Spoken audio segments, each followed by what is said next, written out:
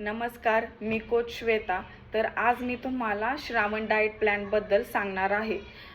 काहींना महिनाभर उपवास असतात, तर काहींना फक्त 5 सोमवार असतात. तर मी तुम्हाला 5 सोमवारबद्दलच सांगणार आहे. तर या सोमवारी वेट लॉस होईल असे काय खावे आणि काय नाही हे मी सांगणार आहे. आपण उपवास करतो त्यामागे सायंटिफिक कारण आहे. डिटॉक्स डाएट प्लॅन असते. पाहायला गेले तर आपल्याला 1-2 महिन्यांनी आपल्याला उपवास लागतच असतात, कारण आपल्या बॉडीला डिटॉक्स हे मिळत जाते. डिटॉक्सचं कारण असे आहे की बॉडीला आपल्या आतून क्लीन केले जाते. जी आपल्याला सुरुवात करायची आहे ती आपल्याला सकाळच्या पिण्याच्या पाण्यापासून करायची आहे.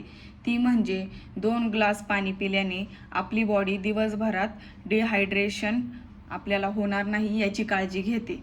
तसेच भरपूर व्यक्तींना उपवासाच्या दिवशी पित्ताचा त्रास होतो, डोकेदुखीचा त्रास होतो, थकवासुद्धा जाणवतो. म्हणून आपल्याला सकाळ पाणी पिणे हे खूप गरजेचे आहे, म्हणजे आपल्याला डिहायड्रेशनचा त्रास होत नाही. तर आता आपल्याला प्रश्न असा पडतो की आपल्याला ब्रेकफास्टमध्ये काय खावे. तर मी तुम्हाला 2 ऑप्शन सांगणार आहे.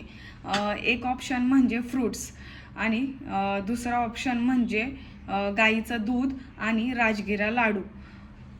फ्रूट्समध्ये सफरचंद, संत्री, मोसंबी, पेरू, कलिंगड हे अशा प्रकारे तुम्ही फ्रूट्स घेऊ शकता, कारण ह्याच्यामध्ये एनर्जी सोर्सेस तुमच्यासाठी खूप छान आहेत.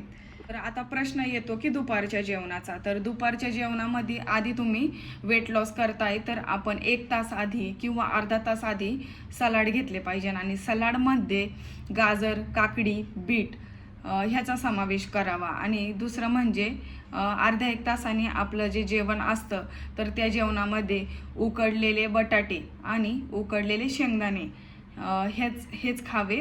आणि त्याच्यामध्ये चव येण्याकरिता तुम्ही दह्याचा वापर करावा आणि ग्रीन चटणीचा वापर करावा, त्याने तुमच्या तोंडाला चव येईल. तर आता तुम्ही म्हणाल की बटाट्याने आपले वजन वाढते, पण असे काहीही नसते, कारण उपवासाच्या दिवशी आपला हा आहार खूप कमी असतो आणि म्हणूनच आपल्याला मसालेदार पदार्थ खायचे नाही आहेत. तर बटाट्याने आपल्याला पोटॅशियम आणि कार्बोहायड्रेट हे सोर्सेस मिळतात. आणि जेवणानंतर कोमट पाणी किंवा ग्रीन टीचा वापर नक्की करा, कारण त्याने आपले डायजेशन चांगले राहील. तर प्रश्न आता असा येतो की इव्हिनिंग स्नॅक्सला काय खावं. तर इव्हिनिंग स्नॅक्सला ज्याला भूक लागेल त्यांच्यासाठीच हा ऑप्शन आहे, किंवा बाकीच्यांनी हा ऑप्शन स्किप करावा.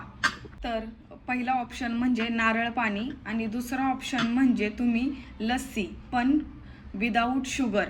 त्याच्यामध्ये तुम्ही नट्स ॲड करू शकता. आणि जर तुम्हाला लस्सी गोड हवी असेल तर त्याच्यामध्ये खजूर आणि अंजीर याचा वापर करावा, त्याने तुमच्या बॉडीला आयरन मिळेल.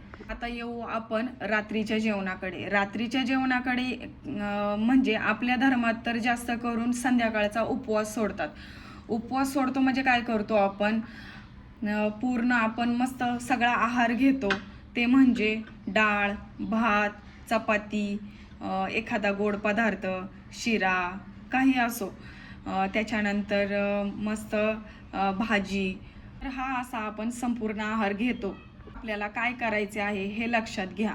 आपल्याला ब्राऊन राईसचा वापर करायचा आहे, त्याच्यानंतर मुगाच्या डाळीचे वरण घ्यायचे आहे, परत ग्रीन सलाड घ्यायचे आहे, आणि विषय असा की ज्वारीची भाकरी घ्यायची आहे. तुम्ही एक खाल्ली तरी चालेल.